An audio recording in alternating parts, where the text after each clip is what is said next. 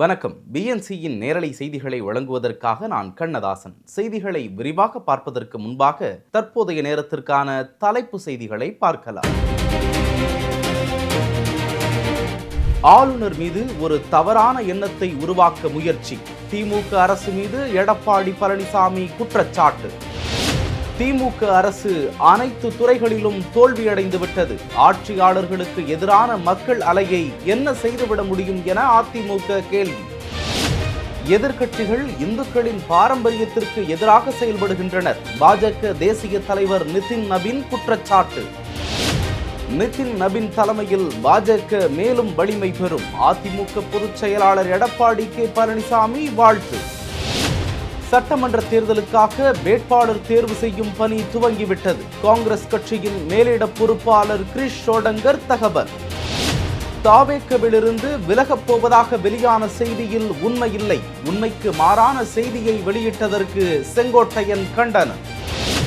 சம வேலைக்கு சம ஊதியம் கோரி 26வது நாளாக ஆசிரியர்கள் போராட்டம். குண்டுக்கட்டாக கைது செய்த போலீசார். திமுக அரசு ஆளுநர் உரையிலும் பொய் மூட்டைகளை அவிழ்த்து விட்டிருக்கிறது. பாமக தலைவர் அன்புமணி ராமதாஸ் குற்றச்சாட்டு. விஜய் நடித்த ஜனநாயகன் பட ரிலீஸ் எப்போது? தீர்ப்பு தள்ளி வைக்கப்பட்டதால் காத்திருக்கும் ரசிகர்கள். சிக்கந்தர் தர்கா சந்தனக்கூடு விழாவிற்கு 50 பேர் மட்டுமே அனுமதி. தனி நீதிபதி பிறப்பித்த உத்தரவை ரத்து செய்ய கோரி தர்கா தரப்பில் தாக்கல் செய்யப்பட்ட மனு தள்ளுபடி. இனி செய்திகளை விரிவாக பார்க்கலாம். ஆளுநர் மீது ஒரு தவறான எண்ணத்தை உருவாக்க வேண்டும் என்ற அடிப்படையில்தான் திட்டமிட்டு முதல்வர் ஓர் அறிக்கையை தயார் செய்து சட்டப்பேரவையில் தீர்மானமாக வாசித்துள்ளார் என சட்டப்பேரவை எதிர்க்கட்சி தலைவரும் அதிமுக பொதுச் செயலாளருமான எடப்பாடி பழனிசாமி தெரிவித்தார். ஆளுநர் பற்றி என்ன செய்தி சொல்ல வேண்டுமோ அதனை முன்கூட்டியே தயாரித்து வந்து சட்டப்பேரவையில் தீர்மானமாக கொண்டு வருகிறார் முதல்வர். ஆளுநர் இப்படி நடந்து கொள்வார் என்பது முதல்வருக்கு எப்படி முன்கூட்டியே தெரியும் என்றும் எடப்பாடி பழனிசாமி கேள்வி எழுப்பியுள்ளார். ஆளுநரை அவமானப்படுத்துவதன் மூலமும் புறக்கணிப்பதன் மூலமும் அரசியல் செய்து தங்கள் மீதான குற்றச்சாட்டுகளை மடைமாற்றி விடலாம் என திமுக அரசு நினைப்பதாக அதிமுக குற்றம் சாட்டியுள்ளது. தமிழ்நாட்டின் தற்போதைய முக்கிய பிரச்சனைகளான பெண்கள் பாதுகாப்பு, போதைப் பொருள் நடமாட்டம், தலித்களுக்கு எதிரான அட்டூழியங்கள் போன்ற எண்ணற்ற பிரச்சனைகளை புறந்தள்ளிவிட்டு தங்கள் அரசிற்கு நற்சான்றிதழ் வழங்கும்படி ஆளுநர் உரையின் மூலமாக அவரை நிர்பந்தித்திருப்பது எத்தகைய போலித்தனம் எனவும் அதிமுக கேள்வி எழுப்பியுள்ளது. நேரலையை வேண்டுமானால் இந்த ஆட்சியாளர்கள் துண்டிக்க முடியுமே தவிர அனைத்து துறைகளிலும் தோல்வியுற்றுள்ள இந்த ஆட்சியாளர்களுக்கு எதிரான மக்கள் அலையை இவர்கள் என்ன செய்துவிட முடியும் எனவும் அதிமுக கேள்வி எழுப்பியுள்ளது.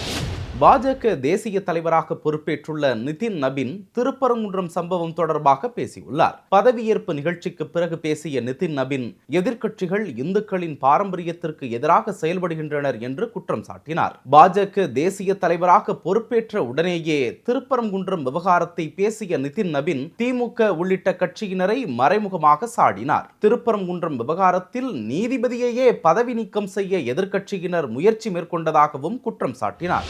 பாஜகவின் 12வது தேசிய தலைவராக நிதின் நபின் இன்று பொறுப்பேற்றுக் கொண்டார். பிரதமர் மோடி, மத்திய அமைச்சர்கள் ராஜ்நாத் சிங், அமித்ஷா, ஜே.பி. நட்டா, நிதின் கட்கரி, கிரண் ரிஜிஜு உள்ளிட்டோர் பங்கேற்று வாழ்த்து தெரிவித்தனர். மேலும் பாஜக ஆளும் மாநிலங்களின் முதல்வர்களும் பங்கேற்று நிதின் நபினிற்கு வாழ்த்துக்களை தெரிவித்தனர். அதிமுக பொதுச் செயலாளர் எடப்பாடி பழனிசாமி வெளியிட்டுள்ள வாழ்த்து செய்தியில் இந்த பொறுப்பு அவரது தலைமை திறன், பொது சேவைக்கான அர்ப்பணிப்பை வெளிப்படுத்துவதாக கூறியுள்ளார்.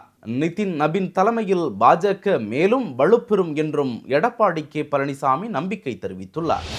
சட்டமன்ற தேர்தலுக்காக வேட்பாளர் தேர்வு செய்யும் பணி துவங்கிவிட்டதாக காங்கிரஸ் கட்சியின் மேலிட பொறுப்பாளர் கிரிஷ் ஷோடங்கர் தெரிவித்துள்ளார். காங்கிரஸ் கட்சியின் செயற்குழு கூட்டம் இன்றைய தினம் நடைபெற்றது. தமிழ்நாட்டின் காங்கிரஸ் தலைவர் செல்வ பெருந்தகை தலைமையில் நடந்த இந்த மேலிட பொறுப்பாளர் கூட்டத்தில் கிரிஷ் ஷோடங்கர் பங்கேற்றார். இந்த நிலையில் கூட்டத்திற்கு வராத மாணிக்கம் தாக்கூரின் புதிய பதிவு சர்ச்சையை ஏற்படுத்தியுள்ளது. இன்றைய மாநில செயற்குழு கூட்டத்தில் பங்கேற்க முடியாது என்பதை அகில இந்திய காங்கிரஸ் பொறுப்பாளர் திரு கிரிஷ் ஷோடங்கரிடம் சொல்லி விடுப்பு எடுத்திருக்கிறேன், உண்மையான காங்கிரஸ்காரன் என குறிப்பிட்டுள்ளார்.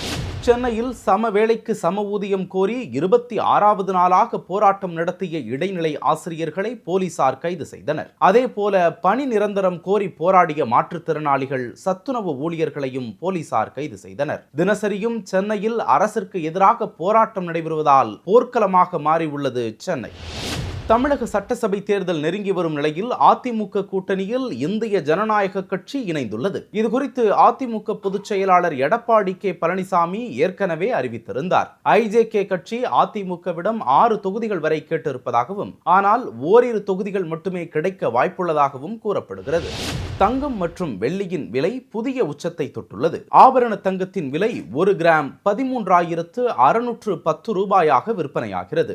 இன்றைய தினம் சவரனுக்கு 1,280 ரூபாய் அதிகரித்து 1,08,880 ரூபாயாக விற்பனையாகிறது. வெள்ளியின் விலை கிராமிற்கு 12 ரூபாய் உயர்ந்து 330 ரூபாயாக விற்பனையாகிறது.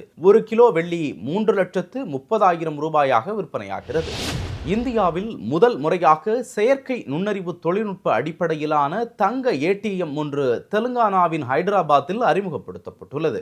இந்த ஏடிஎம் மூலம் பொதுமக்கள் தங்களிடம் உள்ள பழைய தங்கத்தை விற்று 30 நிமிடங்களுக்குள் பணத்தை நேரடியாக தங்களது வங்கி கணக்கில் பெற்றுக்கொள்ள முடியும். இந்த ஏடிஎம்மில் தங்கத்தின் தூய்மை, எடை, விலை அனைத்தும் ஏஐ மூலியமாக துல்லியமாக மதிப்பிடப்படுகிறது. தாவேக தலைவர் விஜய் 2026ஆம் ஆண்டில் தமிழ்நாடு முதலமைச்சராகும் வரை நாங்கள் அனைவரும் ஒருங்கிணைந்து மக்கள் செல்வாக்கோடு அவரை ஆட்சி கட்டிலில் அமர வைப்போம் என்று அக்கட்சியில் சமீபத்தில் இணைந்த முன்னாள் அமைச்சர் செங்கோட்டையன் தெரிவித்துள்ளார். தாவேகவிலிருந்து செங்கோட்டையன் விலகப் போவதாக செய்தி வெளியான நிலையில் அதற்கு மறுப்பு தெரிவித்துள்ளார். எங்கள் வாழ்வும் தமிழகத்தின் எதிர்காலமும் அவருடைய தலைமையில் அமையப் போகின்றது என்று கூறியுள்ள செங்கோட்டையன் உண்மைக்கு மாறான செய்தியை வெளியிட்ட நாளிதழுக்கு கண்டனம் தெரிவித்துள்ளார். திமுக அரசு ஆளுநர் உரையிலும் பொய் மூட்டைகளை அவிழ்த்து விட்டிருக்கிறது என்று பாமக தலைவர் அன்புமணி ராமதாஸ் தெரிவித்துள்ளார். இது தொடர்பாக அவர் தனது எக்ஸ் வலைதள பக்கத்தில் பதிவிட்டுள்ள அறிக்கையில், பொய்களை மட்டுமே முதலீடாக வைத்து ஏமாற்றிய திமுக அரசிற்கு வரும் தேர்தலில் மக்கள் மறக்க முடியாத பாடத்தை புகட்டுவார்கள் என சாடியுள்ளார். தமிழக சட்டசபை கூட்டத்தொடர் வரும் 24ஆம் தேதி வரை நடைபெறும் என அலுவல் ஆய்வுக்குழு கூட்டத்தில் முடிவு செய்துள்ளதாக சபாநாயகர் அப்பாவு தெரிவித்துள்ளார். சென்னையில் செய்தியாளர்களிடம் பேசிய சபாநாயகர் அப்பாவு, சேந்தமங்கலம் எம்எல்ஏ மறைவிற்கு இரங்கல் தெரிவிப்புடன் நாளைய கூட்டம் ஒத்திவைக்கப்படும். பின்னர் 22, 23 ஆகிய தேதிகளில் ஆளுநர் உரை மீதான விவாதம் நடத்தப்படும். அதன் பிறகு 24ஆம் தேதி சனிக்கிழமையுடன் இந்த ஆண்டின் முதல் கூட்டத்தொடர் முடிவடைகிறது என்றும் சபாநாயகர் அப்பாவு தெரிவித்தார்.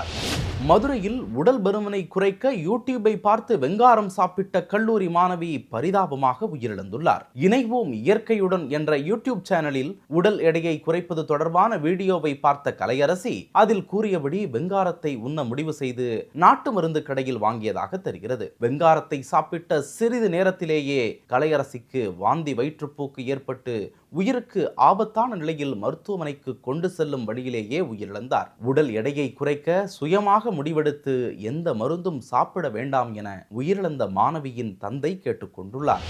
தமிழ்நாட்டில் வடகிழக்கு பருவமழை விலகத் தொடங்கியுள்ள நிலையில் பனியின் தாக்கம் அதிகரித்துள்ளது. சென்னை வானிலை ஆய்வு மையம் வெளியிட்டுள்ள செய்திக்குறிப்பில், தமிழகம், புதுவை மற்றும் காரைக்கால் பகுதிகளில் வரும் வியாழன் வரை வறண்ட வானிலை நிலவும் எனவும், வரும் 23 முதல் 25ஆம் தேதி வரை ஒரு சில பகுதிகளில் மிதமான மழை பெய்யக்கூடும் என்றும் வானிலை ஆய்வு மையம் அறிவித்துள்ளது. நீலகிரி மாவட்டம் மற்றும் கொடைக்கானல் மலைப்பகுதிகளில் அதிகாலை வேளையில் உறைபனி ஏற்பட வாய்ப்புள்ளதாகவும் வானிலை ஆய்வு மையம் வெளியிட்டுள்ள அறிக்கையில் தெரிவிக்கப்பட்டுள்ளது.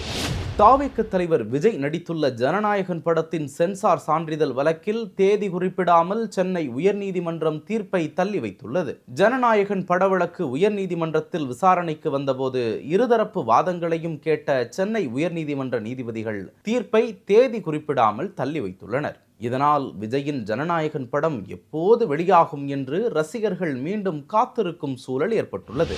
திருப்பரங்குன்றம் சிக்கந்தர் தர்கா சந்தனக்கூடு விழாவில் 50 பேர் மட்டுமே பங்கேற்க வேண்டும் என தனி நீதிபதி பிறப்பித்த உத்தரவை ரத்து செய்ய கோரி தர்கா தரப்பில் தாக்கல் செய்யப்பட்ட மேல்முறையீட்டு மனு தள்ளுபடி செய்யப்பட்டது. தனி நீதிபதி இடைக்கால உத்தரவுதான் பிறப்பித்துள்ளார். தனி நீதிபதி முன் வழக்கு விசாரணைக்கு வரும்போது மனுதாரர் கோரிக்கையை தெரிவிக்கலாம். மேல்முறையீடு மனு தள்ளுபடி செய்யப்படுகிறது என உத்தரவிட்டனர்.